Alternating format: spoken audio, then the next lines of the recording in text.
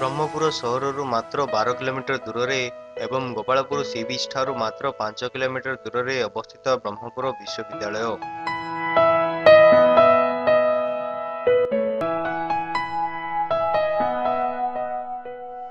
ବ୍ରହ୍ମପୁର ବିଶ୍ୱବିଦ୍ୟାଳୟ ଓଡ଼ିଶାର ଦ୍ୱିତୀୟ ପୁରାତନ ବିଶ୍ୱବିଦ୍ୟାଳୟ।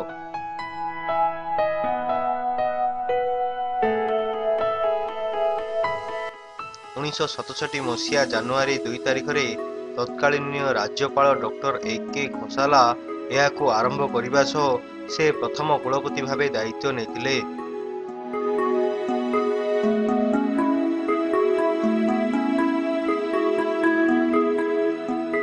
ପରବର୍ତ୍ତୀ ସମୟରେ ଏହାର ସ୍ଥାନ ପରିବର୍ତ୍ତନ କରି ଭଞ୍ଜ ବିହାରକୁ ସ୍ଥାନିତ କରାଗଲା।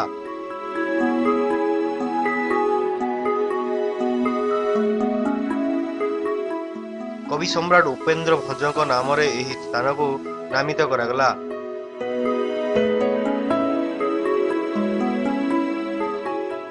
ଦକ୍ଷିଣ ଓଡ଼ିଶାର ପ୍ରମୁଖ ଜିଲ୍ଲାମାନଙ୍କର ମଧ୍ୟରେ ଗଞ୍ଜାମ, ଗଜପତି, କୋରାପୁଟ, ରାୟଗଡ଼ା, ମାଲକାନଗିରି, କନ୍ଧମାଳ, ବୌଦ୍ଧ ଜିଲ୍ଲାର ଛାତ୍ରଛାତ୍ରୀମାନେ ଏହି ବିଶ୍ୱବିଦ୍ୟାଳୟ ଉପରେ ନିର୍ଭର କରନ୍ତି।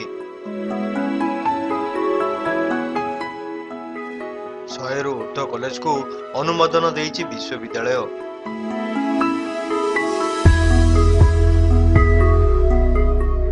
ବିଶ୍ୱବିଦ୍ୟାଳୟରେ କଳା, ବାଣିଜ୍ୟ, ବିଜ୍ଞାନ, ଆଇନ, ମେଡିକାଲ, ଇଞ୍ଜିନିୟର, ମିଲିଟାରୀ ଆହୁରି ଅନେକ ବିଷୟରେ ଶିକ୍ଷା ଦିଆଯାଏ।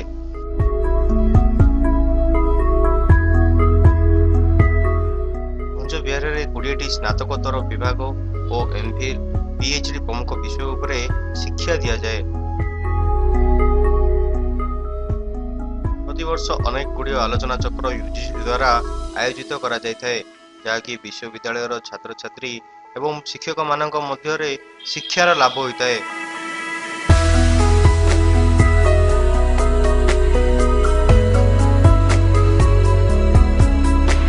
250 ଏକର ବିଶିଷ୍ଟ ଭଞ୍ଜ ବିହାର ପରିସରରେ ପ୍ରଶାସନିକ ଭବନ, 8ଟି block, hostel, medical office, guest house, school, junior college, library, ଖେଳ ପଡ଼ିଆ, କ୍ୟାଣ୍ଟିନ, SBI ଶାଖା, ପୋଷ୍ଟ ଅଫିସ, ମନ୍ଦିର ଅଛି।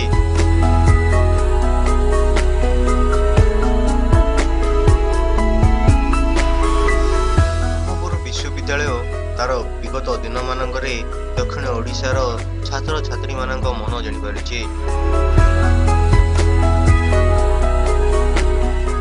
ଦୀର୍ଘ 40 ବର୍ଷ ରାସ୍ତାରେ ଭଞ୍ଜ ବିହାର ଭାରତ ମାନଚିତ୍ରରେ ସ୍ଥାନ ପାଇସାରିଲାଣି।